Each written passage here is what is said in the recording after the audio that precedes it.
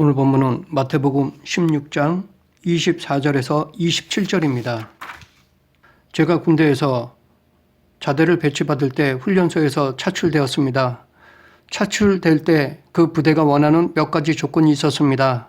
첫째, 운동한 사람. 둘째, 안경 안 낀 사람.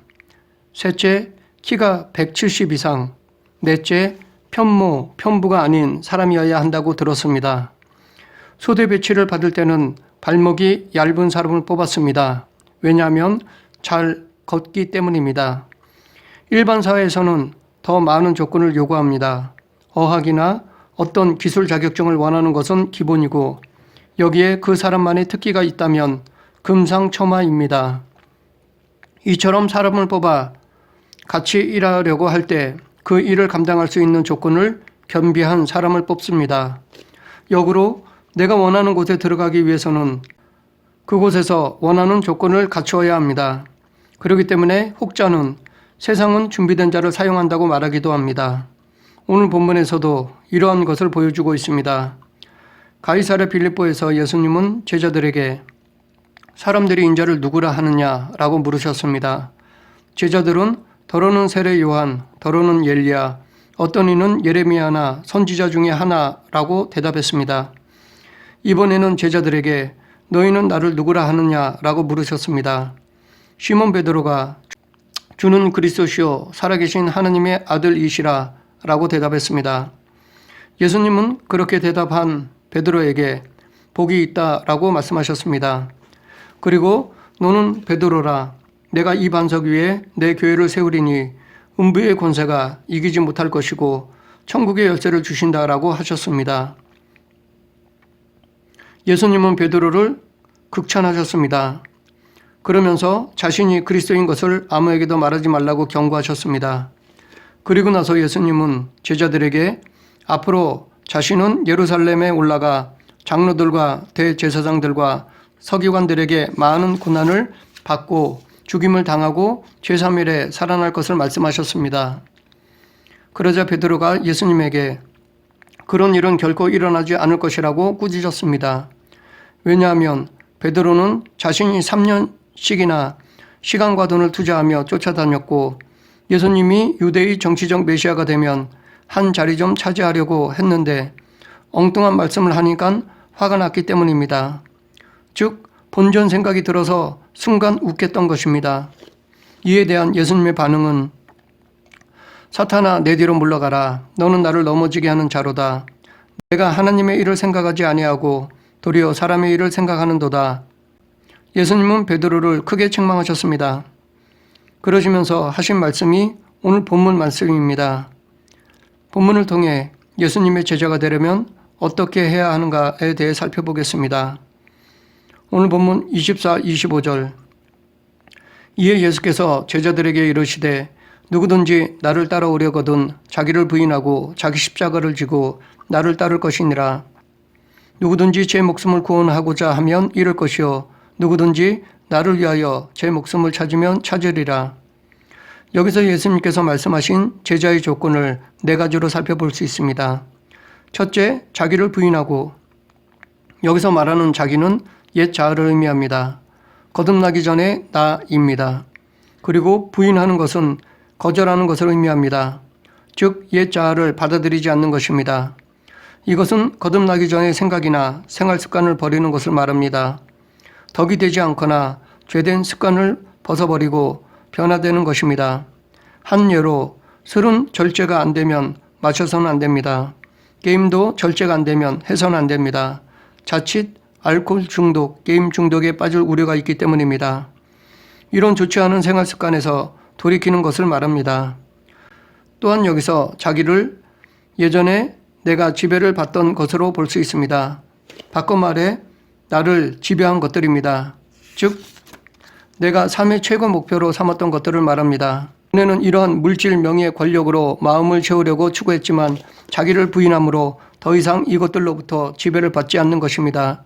이제는 그 자리에 예수님으로 채워졌기 때문에 더 이상 그것들로부터 얽매이지 않고 자유할 수 있습니다.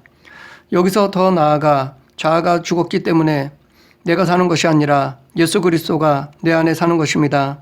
이런 모습을 사도 바울은 갈라디아서 2장 20절에서 내가 그리스도와 함께 십자가에 못 박혔나니 그런즉 이제는 내가 사는 것이 아니요 오직 내 안에 그리스도께서 사시는 것이라. 이제 내가 육체 가운데 사는 것은 나를 사랑하사 나를 위하여 자기 자신을 버리신 하나님의 아들을 믿는 믿음 안에서 사는 것이라 라고 하였습니다. 예수님의 제자가 되려면 날마다 자기를 죽이고 예수님만을 주인으로 모시는 것입니다.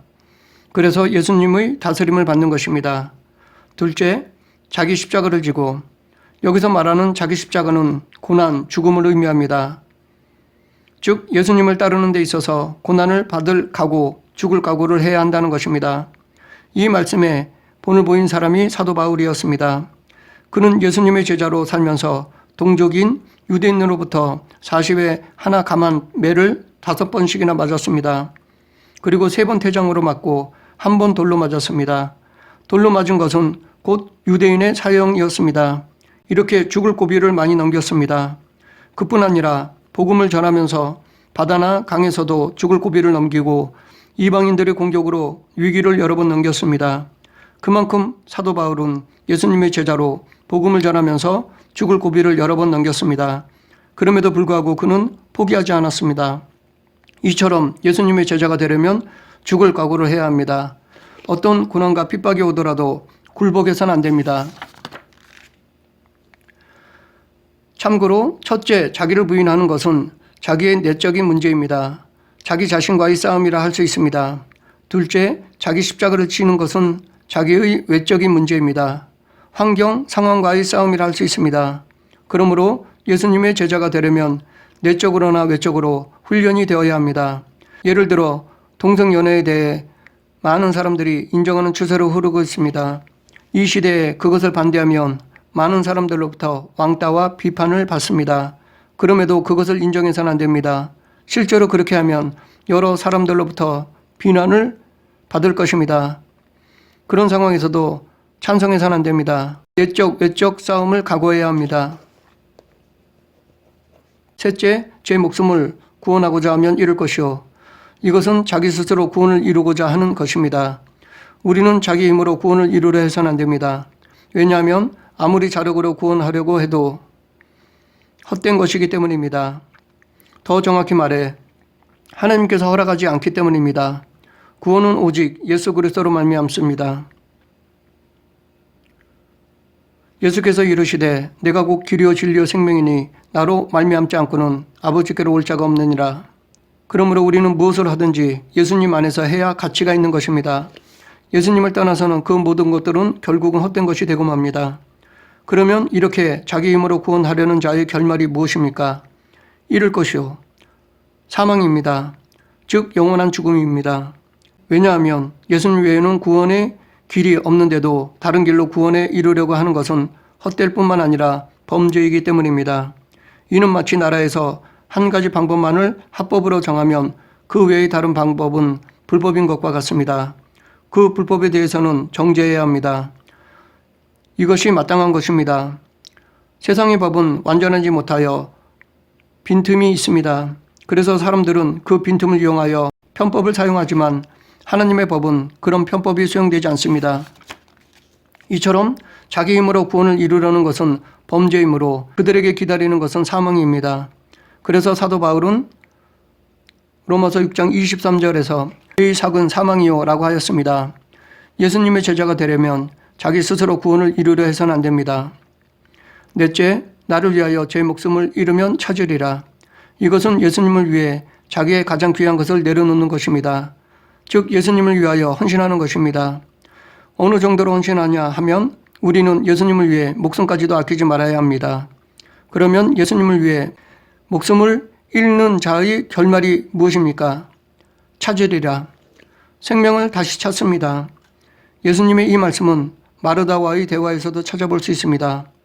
예수님은 마르다에게 나는 부활이요 생명이니 나를 믿는 자는 죽어도 살겠고 무릇 살아서 나를 믿는 자는 영원히 죽지 아니하리니 이것을 내가 믿느냐 라고 말씀하셨습니다. 이렇게 예수님을 위하여 죽는 자는 역설적으로 영원히 삽니다. 반면에 자기를 위해 사는 자는 영원한 죽음에 처합니다. 그러므로 예수님의 제자가 되려면 예수 그리스도를 위하여 자기의 가장 귀한 것도 내려놓아야 합니다. 비록 그것이 목숨이라 하더라도 조금 더 아껴서는 안 됩니다. 셋째에서 구원하고자 하면 잃고 넷째에서 잃으면 찾는다라는 것은 역설적인 표현입니다. 역설적이라는 것은 진리와는 반대되는 말인데 그러면 왜 이런 역설적인 표현이 진리가 될 수 있습니까? 그것은 예수님만이 참 생명 되시기 때문입니다. 예수님이 이 세상의 모든 권세를 가지고 계신 분이기 때문입니다. 이것에 대해 포도나무의 비유로 말씀하셨습니다.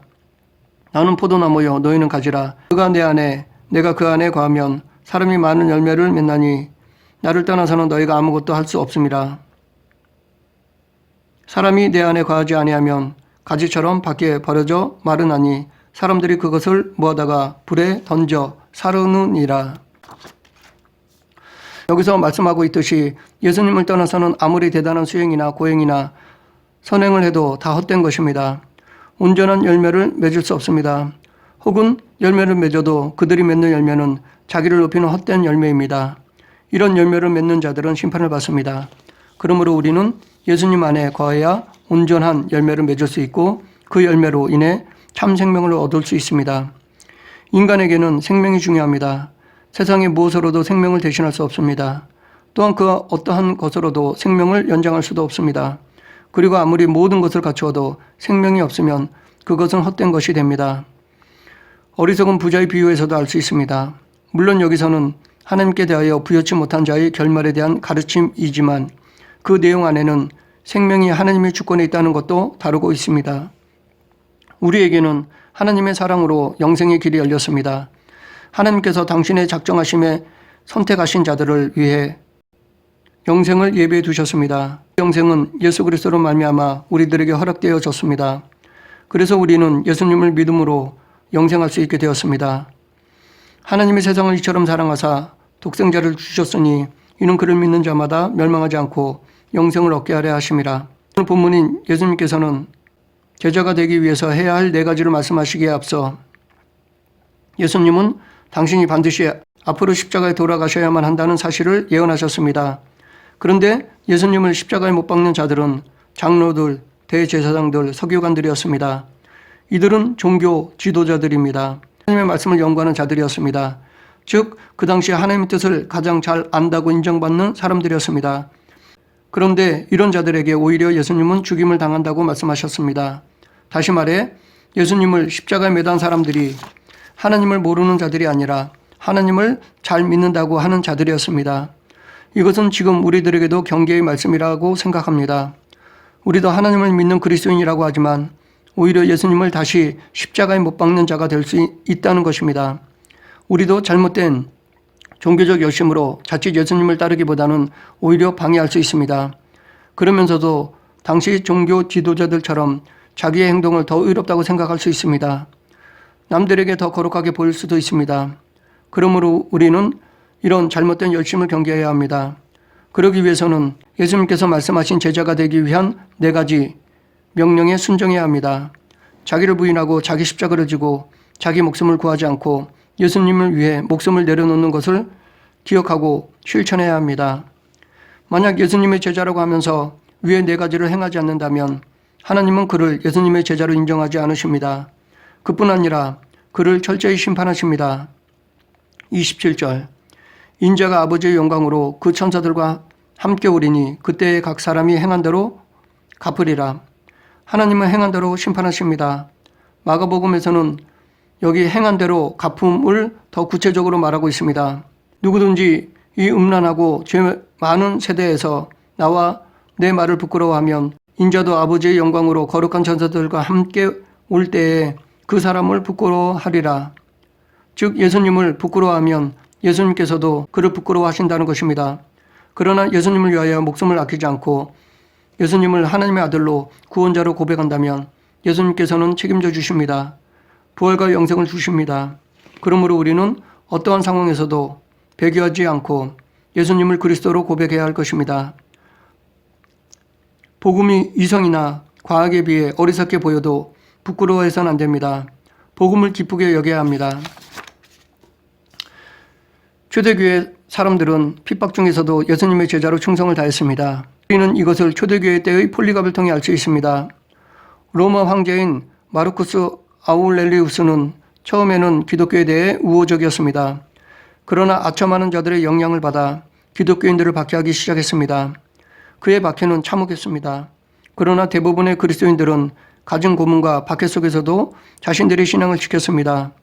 그들 중에 폴리갑은 주위의 사람들이 그를 몰래 찾아와 그 도시를 떠나라고 간청했기 때문에 그곳에서 그리 멀지 않는 농장으로 피신했습니다. 그러나 폴리갑은 더 이상 도망가지 않고 체포되었습니다. 무리들은 체포한 폴리갑을 나귀에 태우고 서머나시로 데리고 왔습니다. 지방 총독인 게르마니쿠스가 재판정에 세웠습니다. 재판관은 폴리갑이 노인임을 생각하여 고문과 죽음을 당하느니 개심하도록 충고하였습니다. 이때 폴리갑은 총독에게 나는 86년 동안 그분을 섬겨왔는데 그동안 그분은 한 번도 나를 부당하게 대우하신 적이 없어. 그런데 내가 어떻게 나를 구원하신 나의 왕을 못 얻어갈 수 있겠소? 라고 말하였습니다. 경기장의 청중들은 열광하며 폴리갑을 산채로 태워 죽이라고 소리쳤습니다. 사형을 집행하는 자들이 폴리갑을 큰 못으로 말뚝에 고정시키려 했습니다. 그때 폴리갑은 나를 이대로 두시오. 나에게 화형을 견뎌낼 힘을 주실 그 분은 당신들이 못을 박지 않아도 장작더미 위에서 움직이지 않고 견뎌낼 능력도 주실 것이오 라고 말하였습니다. 그들은 못을 박지 않고 그냥 말뚝에 묶었습니다. 폴리갑은 많은 나이에도 불구하고 예수님을 부끄러워하지 않고 복음을 기쁘게 여겨 그렇게 한 줌의 죄로 순교하였습니다. 말씀을 정리하겠습니다. 지금까지 예수님의 제자가 되기 위한 것들을 살펴보았습니다. 예수님의 제자가 되려면 자기를 부인해야 합니다. 날마다 자기를 죽이고 예수님을 주인으로 모셔야 합니다. 또한 자기 십자가를 져야 합니다. 예수님을 믿는 데 있어서 죽을 각오를 해야 합니다.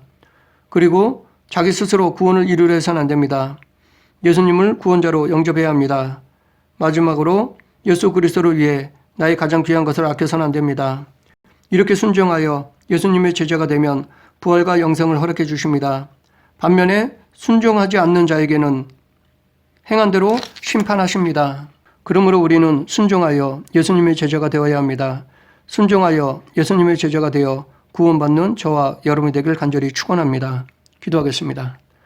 사랑과 은혜가 풍성하신 하나님 아버지, 오늘 저희들도 예수님의 제자가 되고자 이 자리에 나와사오니 받아주시고 인도하여 주시옵소서. 부족한 것이 많이 있지만 성령님께서 함께 하셔서 예수님의 제자로서 충성된 삶을 살게 하여 주시고 저희들을 통해 영광 받아 주시옵소서. 예수님 이름으로 기도드립니다. 아멘.